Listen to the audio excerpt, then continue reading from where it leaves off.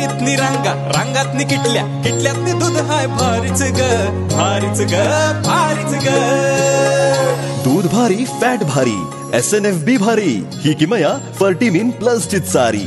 गोकुळच्या महालक्ष्मी पशुखाद्य कारखान्यानं आपल्या दूध उत्पादकांसाठी नव्यानं उपलब्ध केलेलं सिविड युक्त मिनरल मिक्सचर फर्टिमिन प्लस. दुधाला रेट, वर्षाला वेद. आपल्या डेअरीतून आजच आणा फर्टिमिन प्लस. तृतीयपंथी कल्याण मंडळ पुनर्गठित करण्याची तृतीयपंथीयांकडून मागणी.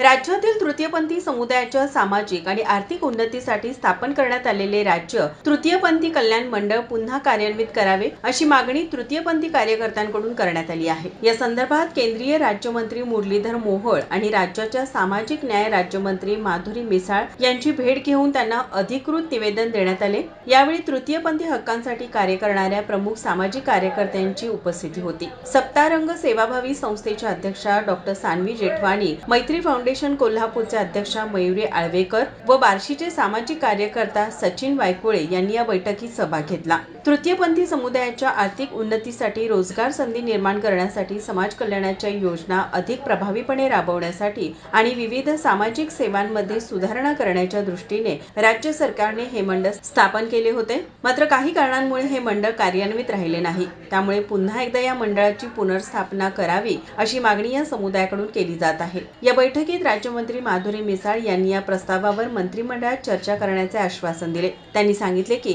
तृतीयपंथी कल्याण मंडळ पुनर्गठित करण्याच्या मागणीची गंभीर दखल घेतली जाईल. या मंडळांच्या स्थापनेमुळे समाजातील विविध घटकांचे कल्याण होईल आणि तृतीयपंथी नागरिकांच्या जीवनमानात सुधारणा होईल असंही त्यांनी यावेळी सांगितले. माझा महाराष्ट्र न्यूज कोल्हापूर.